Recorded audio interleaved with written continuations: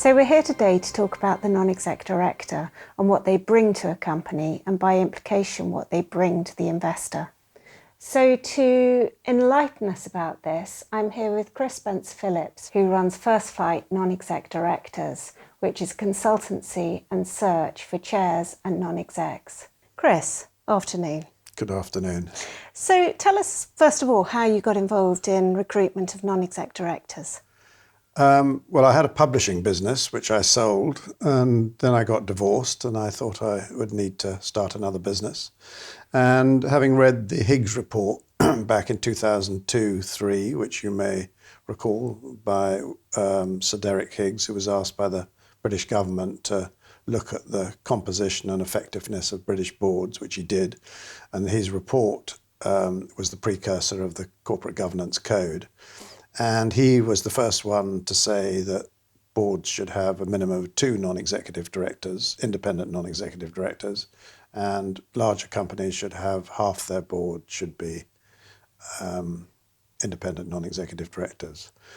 So I read that and it sort of resonated with me, and I thought, this is a great business opportunity. But what I didn't know at the time is that all non-execs then were appointed because they were friends of the chairman. So I was on the scene a bit early, but fortunately cronyism, as Sir Derek Higgs called it, is less of an issue than it was, although it is still an issue. But I'm passionate about the way boards are put together and passionate about really good independent non-executive directors. So what does a non-exec do for a company? They're there to, as I see it, to bring specific skills. So if a business lacks financial expertise, you can have a financial non-executive director. Many non-execs have got backgrounds with the big 4 auditors and bring a valuable area of expertise. But won't your FD have that financial expertise? They should do, but sometimes one individual on a board with an area of expertise is not always enough. I actually like to see, in a reasonable sized company, 2 individuals on the board with a specific expertise.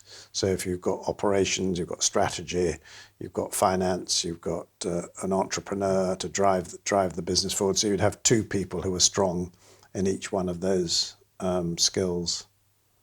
So with non-exec directors, give us an example of someone that you think has made a profound effect on a board.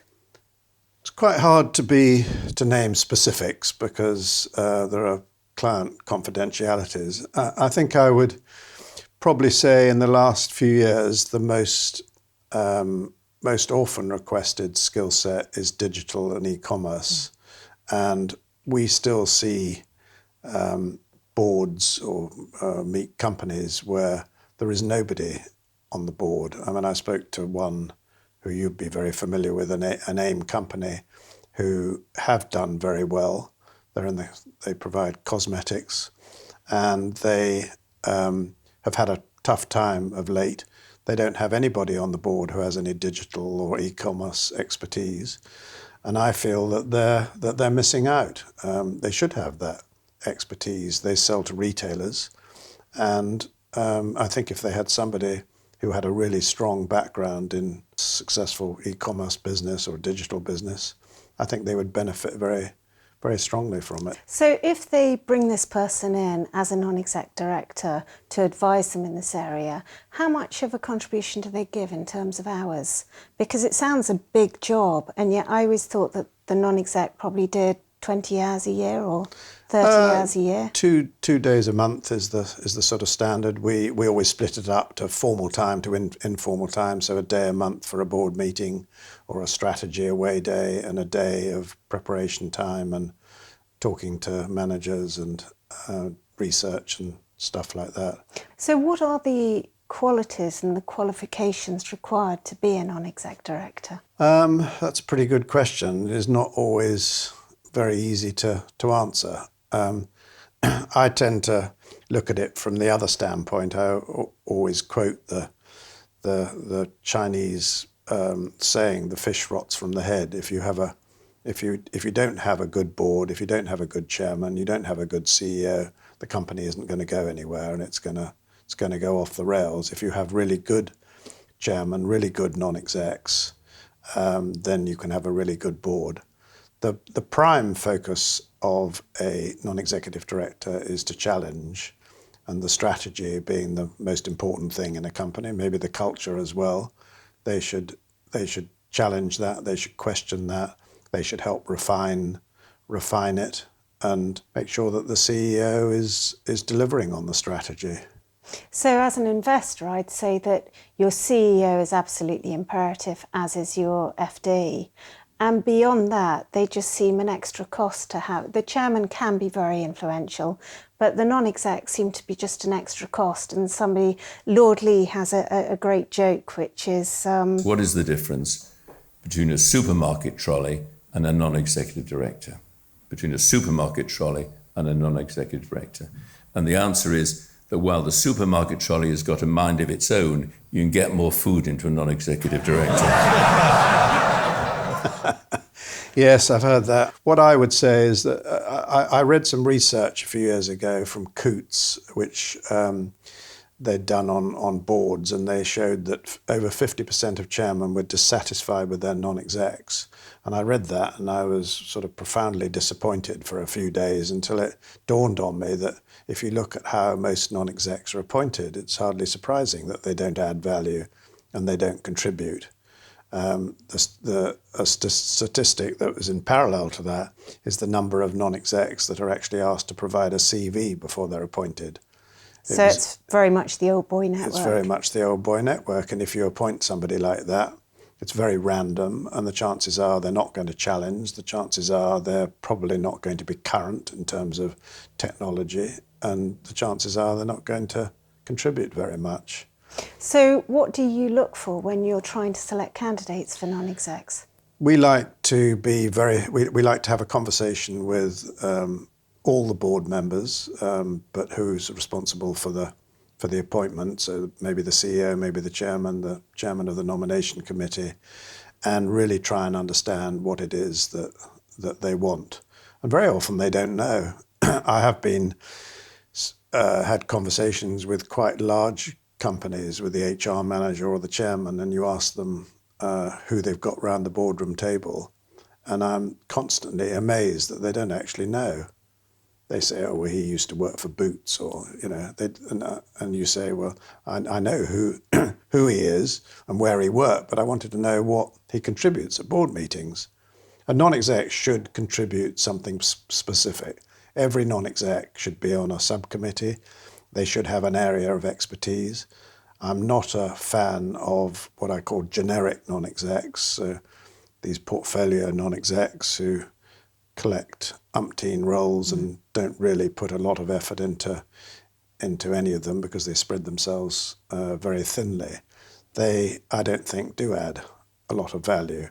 Whereas a younger, more dynamic non-exec with specific skills, who has the confidence to talk about some specific area, whether it's strategy or whether it's digital or whether it's finance or governance or compliance, whatever it is, can really contribute at the board.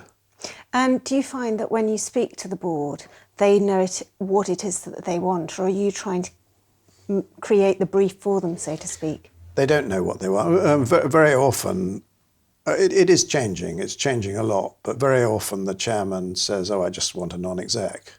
I want somebody who doesn't rock the boat too much and doesn't give me too hard a time." But that's not what a non-exec's there for. And they want that just to be legally binding that they've got a non-exec director. Yeah, that's a box-ticking exercise. Okay. But that wouldn't be the sort of non-exec we'd like to provide. So do you then write the brief for them? We very often do, yeah. And then how do you go about filling that brief? We've got a database of just less than 10,000 candidates that we've collected over the last 7 or 8 years, all of whom have had to put themselves on our database. We don't put them there. They have to save a CV and they have to answer about 20-odd questions so that we know more about them than their CV will tell us. And what would qualify them to get onto your database? They they have to register and they have to be approved. The approval process is basically the experience of looking at CVs and deciding whether they're the sort of person that we might consider appointing. So what criteria would you be looking for? I think we have a much broader criteria than a lot of other search firms. This is anecdotal, but we place about 30 to 40% of our placements currently are women, and and we place more first-time non-execs than I think all the other search firms put together, because they generally don't like placing first-time non-execs. And the benefit of a first-time non-exec is that they are much more enthusiastic. Mm-hmm. They're much more determined to really understand the business and really want to contribute to the success of the dynamics of the board and the success of the business. And the majority of companies that you're recruiting for, are they listed companies or are they private companies? We are sector agnostic. We provide chairs and non-execs across all sectors, but we've done housing associations, PE-backed businesses, charities, a couple of FTSE clients, but our focus at the moment is predominantly on AIM, because we see a big opportunity with AIM companies, with the rule changes in September, where the LSE said that all AIM companies have to comply with or explain why they don't, with a code. So I think that's made a lot of AIM companies who tended to sort of dismiss good governance as something that they weren't really very interested in, and they didn't think their shareholders were interested in, to say that they now know that they have got to have 2 independent non-executive directors, have some diversity on the board, do board evaluations, and have better shareholder relations and some of the other things that are in the code. And can you name not a specific name, but can you think of an example where you put a non-exec in that you are absolutely delighted with what they've brought to that company? We Angle PLC, I don't know whether you know them. Yes. You would do, they've presented at Chairsoc. Andrew Newland came to us and he said that he'd been looking for a non-exec for 18 months and he hadn't been able to find anybody who he thought would add value to the board. And we sat down with him. Naomi, who's one of my senior consultants, had a number of quite lengthy conversations with him to really understand what it was that he was looking for. And we created a long list of 7 or 8 names, which we sent through to him. And when you send a long list through, you're always sort of sitting there wondering whether they're going to say, well, they're all hopeless, or whether they hit the mark. Anyway, he phoned up and he said, I can't believe the candidates that you've put forward. He said, we would take any one of the 7 or 8 on. They're all absolutely brilliant. And he took Dr. Jan Groen, who's based in Holland, on, and he's absolutely thrilled with the skills and the background that he's got, and what he feels that he can add to the board. And what did you see in him that was going to be so good for Angle? The Angle wanted somebody with a very specific, very specialist background in cancer screening, and he had that. And they felt that it would considerably strengthen the expertise around their board. And what were they looking for? What was their prime brief from for their non-exec director? I don't think they'd added a director for some time, and I think they felt that their board was a little bit stale, and needed some more dynamism, need some more challenging. And I think that they're a very small board. I think they will add one of the other candidates. Actually, I think they might add 2 in the fullness of time, once they've got over the induction of Dr. Jan Groen. They might well appoint another one. And by contrast, can you think of an example where a non-exec director really hasn't done what they should have done? Oh, well, there are lots of those, but we didn't place them. I'd have to say. Conviviality, where were the non-execs? Carillion, where were the non-execs? The banks, going back a few years, Northern Rock, where were the non-execs? I don't think they were. If you look at RBS. They were all chums of the chairman or the CEO, and they didn't challenge. They weren't independent. I think independence is an underrated thing. Warren Buffett calls them outside directors, and I think that's quite a good description. They should be outside, and they should be passionate, and they should really want to challenge. They should really want to add value. And you were talking recently about Cake and their board. Do you want to say a little bit more? Yes, I'd met Luke Johnson a couple of times, and I felt that his board was good when he did his IPO, but that was at 40 million market cap. And a few years later, when they were a 440 million market cap, he had predominantly the same board. And I don't think that should be the case. I think boards should evolve with time, and I think you need to strengthen it. I think you need to add different skills. I said to him, he's got nobody on his board. He had nobody on his board who had any property expertise. He had nobody on his board who had any brand building expertise. I think perhaps in hindsight he was weak in the finance area because his financial controls were pretty lacking. I do wonder what the finance director and the chairman of the audit committee were actually doing when they find, and the auditors as well, when they find a £38 million black hole. I also questioned with Luke why he didn't have a woman on his board, because he had an all-male board. And he looked at me rather coldly, and he said, well, I've never had a shareholder who has suggested that I should have a woman on my board. And I said, well, Luke, I'm a shareholder and I'd like you to have a woman on the board. Why? He said. And I said, well, let me ask you a slightly different question. What percentage of your customers are women?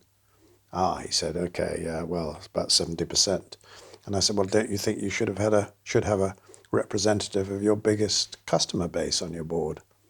Do you not feel that they would be beneficial to the board? Would they not be able to add value? He said, well, maybe. But he didn't change the board, and we see this quite often. Some chairmen, some CEOs want a small, cosy board. They don't want a bigger board. They don't want to be challenged. But from a shareholder's point of view, I think all shareholders would like to know that the CEO, the strategy, the finance functions within a business are being challenged. And do you feel that the sort of almost extreme behaviour that's going on about having to recruit women onto the board is going a bit in the other direction, that, you know, some very good non-execs aren't being placed because you got to have a woman. So you get bad women on the board, but less good women going on the board because you've got to get that gender equality rather than perhaps the best person being on the board? I think there's an element of that. A woman should be appointed because she's the best candidate, not because she's a woman. I don't believe in quotas. I think that the situation with the gender balance on a board is evolving. I know a lot of people still criticise the percentage of women on boards, and I can understand why they do, but in Scandinavia, for instance, where they have, or Norway, I think it is, where they have a quota, half the board have to be women. You have women who are then are on so many boards that they become ineffective. So it's actually counterproductive. Whether men are missing out, good non-executive directors, I think that that's possibly the case, but I think there are I think one of the key things about a non-exec is that you should be current, especially with so many business with some sort of technology. You have to be current, and I think that too many non-execs are too old to really understand the technology that the businesses that they're on the board of are operating. So will we see going forward younger non-execs? Absolutely. And what's the optimum age? Well, I think, we talk about diversity a lot. I think diversity should cover skills is the most important, gender is the next, and I think probably age is the next. I think boards do benefit from having younger people on it. I always use the example of Mothercare. Mothercare have frequently in their history had an all-male board. They've never had anything other than a male CEO, which I find quite extraordinary. And I could give you all sorts of quite amusing anecdotes about Mothercare, but to me, it's not a well-run business. I'd never invest in that business because I don't think their board really understands their customers. And I think if they had women on their board, they would. Good point. So what's the youngest person that you've got on your books as a candidate as a non-exec role? I've placed a chap who was a senior consultant at McKinsey's. I've placed him in a couple of roles. It's absolutely outstanding. And what's he, late 40s? Yeah, early 40s, yeah. Very unusually making the transition from an executive career, because if you've got a very successful executive career with McKinsey's or whoever, you're going to be earning a lot of money. Why would you actually bring that to an end and go on the fairly tortuous journey of getting yourself non-exec roles, which does take some time. And how much does a company have to pay for their non-exec director? I suppose the average non-exec of an AIM company gets around £25,000 to £40,000 a year. That's quite a big spread.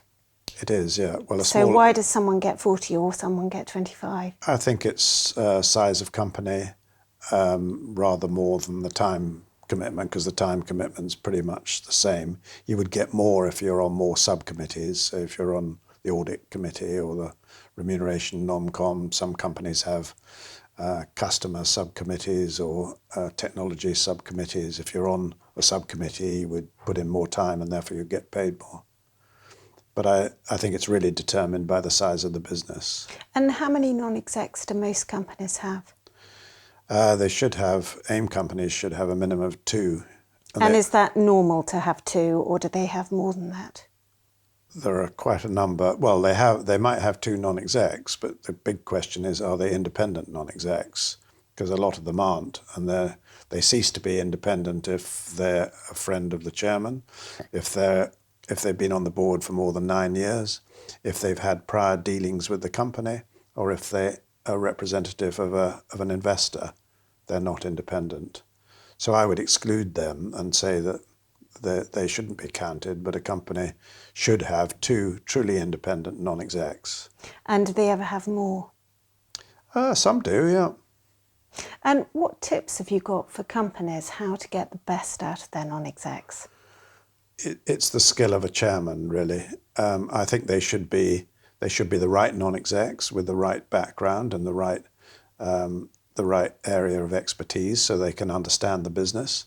They should have sufficient time, so they shouldn't have so many other roles that they can't put in the time. They need to put in the time to understand the business, because if they don't understand the business, there's nothing more annoying for a CEO to ask a non-exec for their view on something, and the non-exec say, "Well, I don't know really, because I don't understand what we're doing on that." So the CEO inevitably is not going to ask them many questions again. So the chairman should have them on a subcommittee and should bring them into the conversation. So basically it's keeping them informed and involving them is the key element to making it work. And coming back to one of your earlier questions, the skills of a non-exec are fairly crucial, and that is actually why I think women make better non-execs than men, because they're more sympathetic to and they're more sensitive to what's happening around the boardroom table, and if they're intelligent, which they will be, they will ask the challenging question, but they'll have the determination, if they don't like the answer, to keep asking until they do get the answer that they want. So they do put the CEO on the spot, and I think that a chairman welcomes that that contribution. But if they don't contribute, if they don't put in the effort, if they don't understand the business, or they're out of touch, they are like baubles on a Christmas tree. And going forward, do you see the role of the non-exec changing, becoming more important? Any regulation, anything else changing that's going to change their position? Well, fundamentally, it's whether people believe, and when I say people, I mean directors and investors as well, whether they really believe that non-execs can add a lot of value. I believe they can, because I've seen it in companies. I've seen companies where the non-execs are non-existent, and I've seen where they really add a huge amount of value, and the chairman really welcomes their contribution and appreciates their contribution. And that's what the situation that we want to get ourselves into. I mean, there are an awful lot of AIM companies with no independent non-execs at all. There are an awful lot of AIM companies with no women on the board. And I think that those are things that AIM and the regulators and AIM companies themselves should be looking to address. Chris, thank you very much indeed for your time. It's a pleasure. Thank you.